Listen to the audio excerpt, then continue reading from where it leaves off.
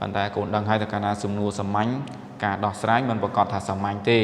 ជាក់ស្ដែងដោយសំណួរខសួរតែមួយម៉ាត់ហ្នឹងសាក់មួយមូលឬក៏មិនសាក់មួយមូលអញ្ចឹងបើកូនដែលអត់ចេះដោះស្រាយគាត់ឆ្លើយយកព្រាវតែម្ដង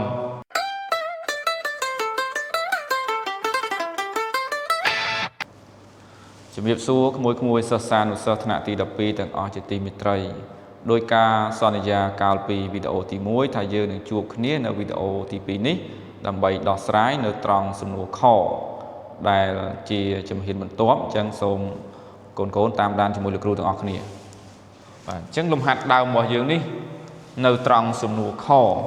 ក៏ខ្លីដែរបាទគណនា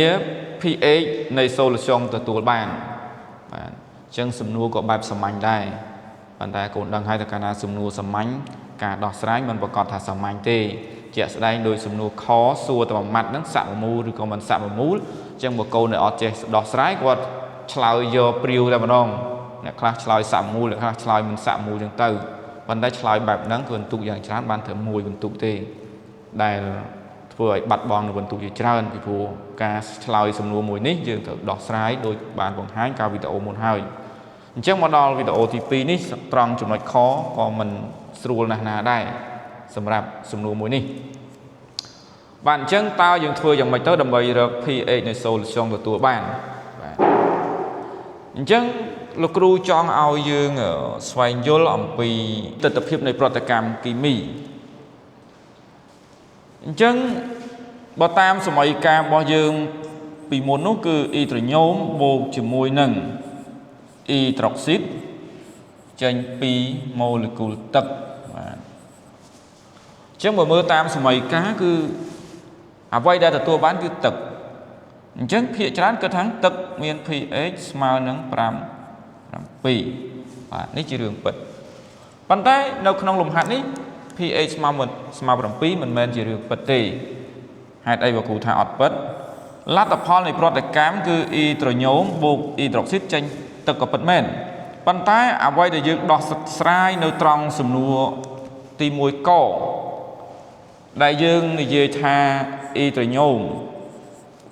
ណាបរិមាណអ៊ីយ៉ុងអ៊ីដ្រូញ៉ូមនេះ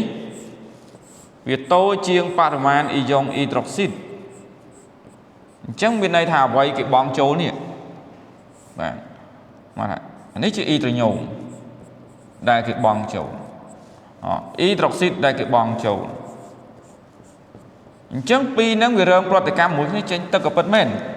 ក៏ប៉ុន្តែដោយសារបរិមាណអ៊ីយ៉ុងអ៊ីដ្រុកស៊ីតនេះវាច្រើនអញ្ចឹងបរិមាណអ៊ីដ្រុកស៊ីតនៅក្នុងនេះវាអាចសល់ណាវាអាចសល់អញ្ចឹងនៅក្នុងលបាយរបស់យើងក្រៅពីទឹកដែលទទួលបានតាមរយៈប្រតិកម្មរវាង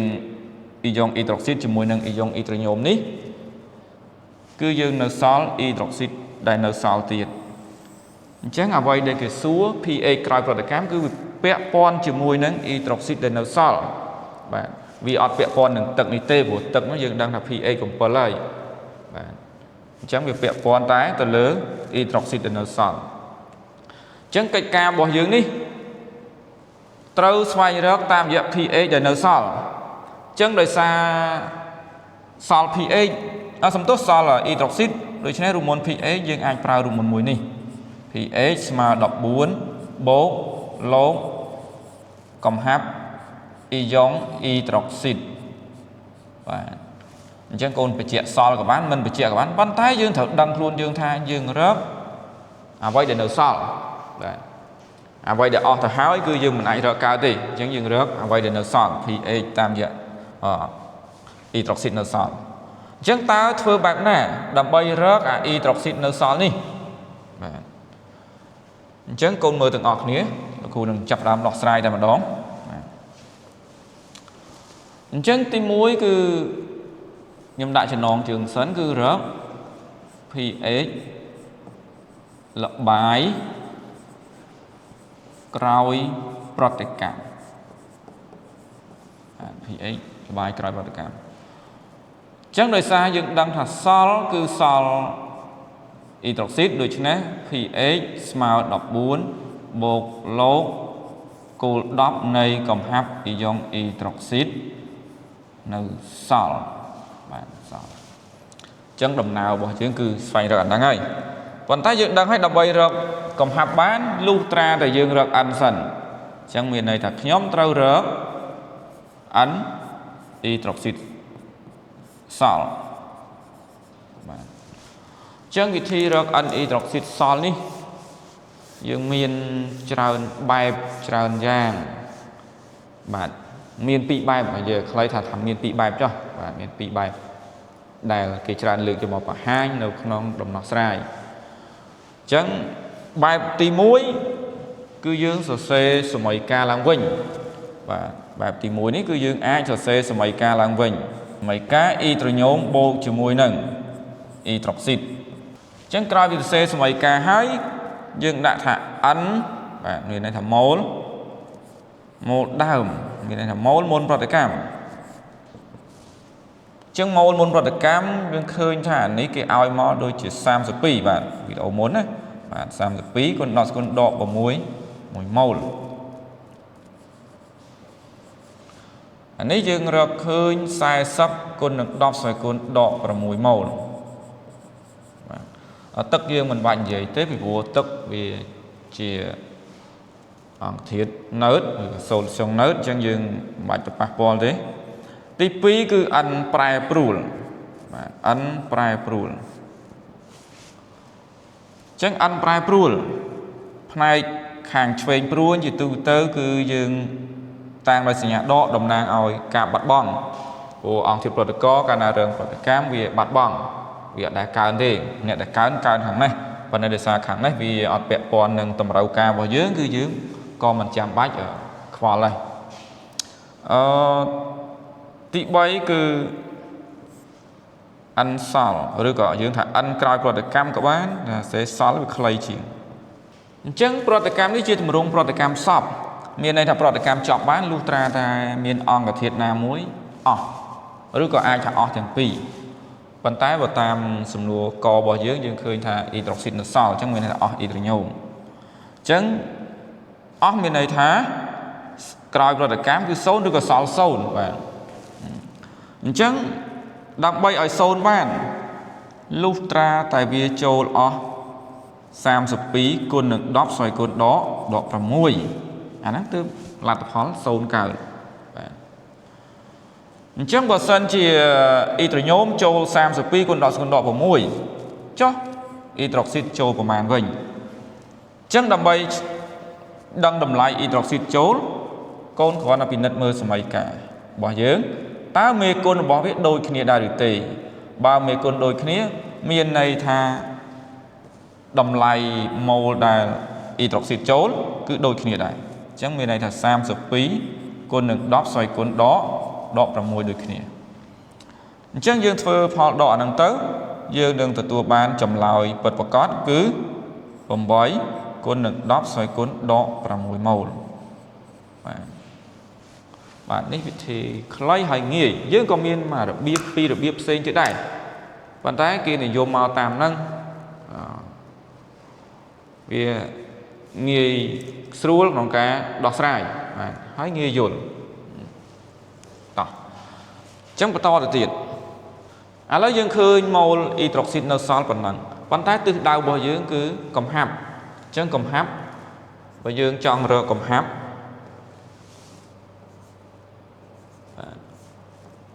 កំហាប់អ៊ីដ្រុកស៊ីតសល់នេះអញ្ចឹងយើងប្រើរូបមន្ត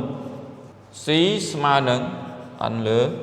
v អញ្ចឹងមានន័យថាកំហាប់អ៊ីយ៉ុងអ៊ីដ្រុកស៊ីតបាទ C ហ្នឹងស្មើនឹង n អ៊ីដ្រុកស៊ីតប៉ុន្តែកូនត្រូវដឹងថាអាហ្នឹងយើងនិយាយអំពីសល់បាទឯ v របស់យើងនេះទោះបីជាកូនដាក់ថា VS ក៏បានដាក់ V លបាយក៏បានដាក់ V ធម្មតាក៏បានប៉ុន្តែយើងត្រូវដឹងខ្លួនយើងថា V នឹង V បែបណាបាទអញ្ចឹង V មិញនេះខ្ញុំបានបញ្ជាក់ហើយគឺយើងរកអ្វីដែលមាននៅក្នុងលបាយក្រោយពីយើងចាក់អ៊ីដ្រុកស៊ីតជាមួយនឹងអ៊ីត្រូញូមចូលគ្នា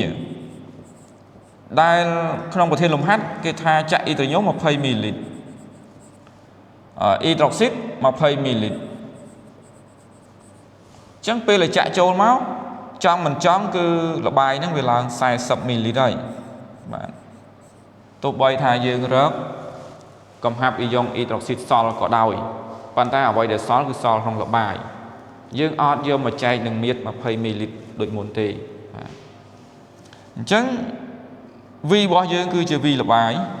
ចឹងមកគ្រូចង់និយាយថាកូនដាក់ថា V លបាយក៏បាន VS ក៏បានដាក់ V ទៅទេក៏បានប៉ុន្តែក្នុងដំណើរការនៃការដោះស្រាយសូមឲ្យដឹងថាអាហ្នឹងគឺយើងគិតនៅក្នុងលបាយក្រោយប្រតិកម្មអញ្ចឹងដែល V នេះបាទឥឡូវគ្រូដាក់ថា VS ចុះបាទស្មើនឹង VA បូក VB អញ្ចឹងបើ VA បូក VB មានន័យថា20បូកជាមួយនឹង20អញ្ចឹងវាស្មើនឹង40 មីលីលីត្រ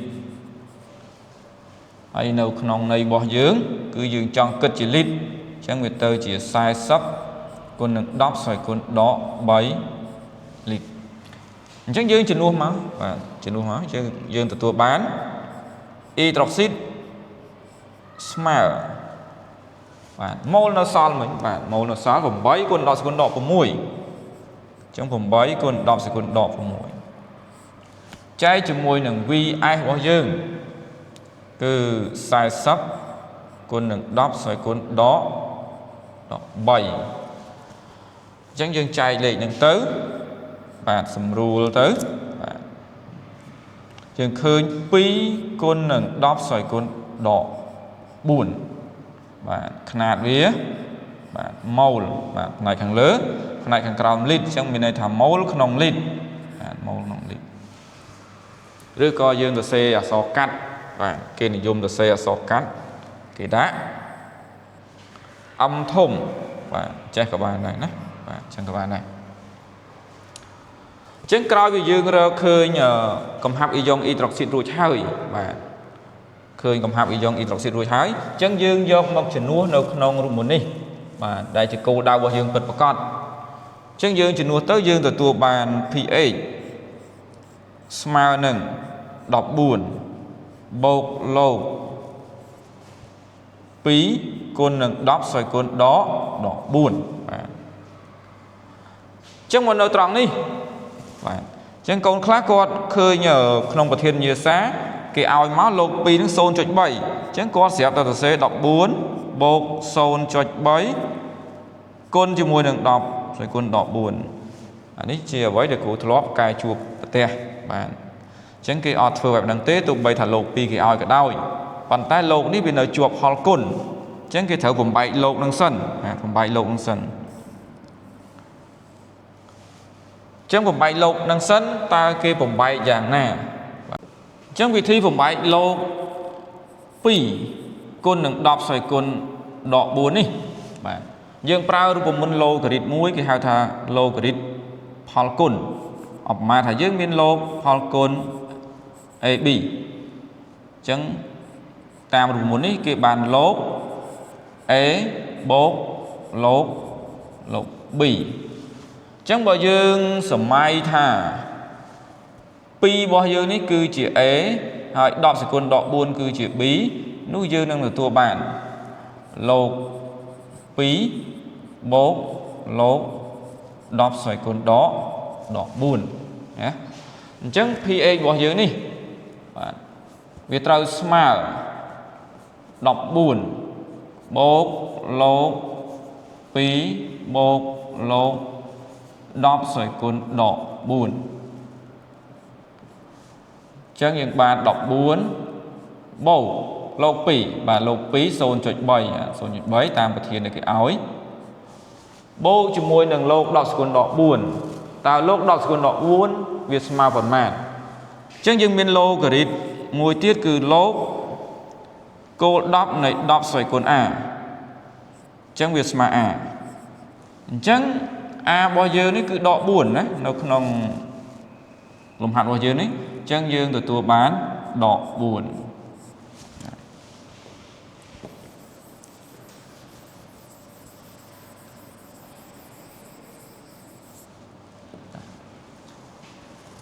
ចឹងយើងកណនាទៅយើងយក 14 ដក 4 សិនទៅចាំបូក 0.3 តាមក្រោយវាលឿនអញ្ចឹងយើងបាន 10.3 បាទអញ្ចឹងមកដល់ចម្លើយនេះកូនកុំភ្លេចរឿងដូច្នេះបាទត្រាកំណែជាទូទៅគេតែងតែឲ្យយើងមួយបន្ទុកបាទជាតម្លៃកិច្ចការអញ្ចឹងវាស្មើ 10.3 បាទហើយគូសសុំពាត់ត្រង់ហ្នឹងទៅប៉ុន្តែហាមគូសគ្រប់ចម្លើយណាអត់ទេបើគេសួរ pH អញ្ចឹងយើងចាំគូសតែកន្លែង pH ហ្នឹងទៅកុំដើរតែគូសគ្រប់កន្លែងហើយមួយទៀតលេខដែលត្រូវសរសេរបាទលេខត្រូវសរសេរឈប់ប្រើលេខនេះណាឈប់ព្រោះប្រព័ន្ធរបស់យើងនេះត្រូវបានគេបំបត្តិចោលហើយមានស្រាវចររបស់រាជរដ្ឋាភិបាលទៀតថាលែងប្រើហើយប្រព័ន្ធបែបនេះអញ្ចឹងមកសរសេរបែបនេះទាំងអស់គ្នាបាទអញ្ចឹងសូមអរគុណបាទសង្ឃឹមថាក្មួយសិស្សានុសិស្សទាំងអស់គ្នាបាទអាចដោះស្រាយលំហាត់ប្រភេទនេះបានប្រសិនបើជាចៃដន្យគេនឹងចេញម្ដងទៀតនៅឆ្នាំ2026នេះបាទអញ្ចឹងសូមអរគុណ